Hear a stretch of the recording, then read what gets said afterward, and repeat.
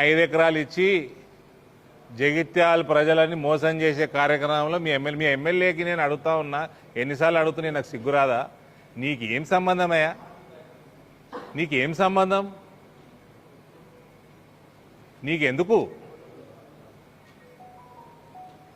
ఇది ప్రభుత్వము ఆడికెళ్ళి ఇన్స్టిట్యూట్ పెడుతుంది, మీరు జాగా ఇవ్వాలి. 10 ఎకరాలు ఆప్టిమల్ జాగా, ఐడియల్ జాగా, 10 ఎకరాలు ఇచ్చేయాలి. ఇది కాస్ట్లీ ల్యాండ్, ఇది వాలంటరీ ల్యాండ్, రైతులకు పనికొచ్చే. రైతుల పిల్లలే చదువుతారు ఈడ. నేను అడుగుదాం అని అందాం అనుకున్న అడ్డూరు లక్ష్మణ్ గారు మాట్లాడుతుంటే, సరేలే పోనీ అది ఏంది గవర్నమెంట్ ప్రోగ్రాంలని. రైతుల పిల్లలు చదవరా అండి ఈడ?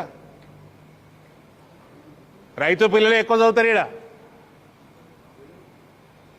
మీ ఎమ్మెల్యే చిల్లర వ్యవహారం, చిల్లర రాజకీయం, చిల్లర మనస్తత్వం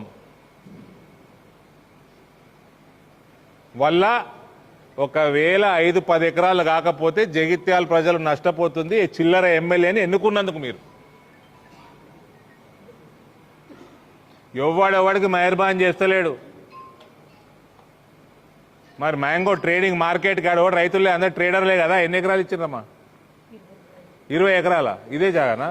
ఇవాళంతరి 25 ఎకరాలు ట్రేడర్లకు ఇస్తానికి ఏం వేసుకపోయినావా? మోస్ట్ థర్డ్ రేటెడ్ ఎమ్మెల్యే ఎవడన్నా ఉన్నాడంటే తెలంగాణలో బీఆర్ఎస్ ఎమ్మెల్యే సంజయ్ కుమార్ ఉన్నాడు. ఈ కాంగ్రెస్ వాళ్ళకి దిమాగ్ లేదు. ఆయన ఎన్నటికీ కాంగ్రెస్ వాడు కాడు. జీవన్ రెడ్డిని నిలగొట్టుకున్నారు. జీవన్ రెడ్డి గారు వయసు ఎక్కువైనా, ఆయన ఫ్యూచర్లో ఎలక్షన్లు కొట్లాడినా కొట్లాడకపోయినా ఆయన ఆశీర్వాదం మీ పార్టీకి అవసరం ఉండే.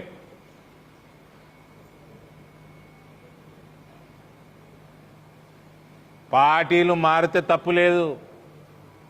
అవసరం ఉంటే చాలా తెలంగాణ వచ్చినాక ఏ పార్టీ కూడా ఆ పార్టీలు లేనే లేడు. అటు ఆంధ్రాలో లేడు, తెలంగాణలో లేడు.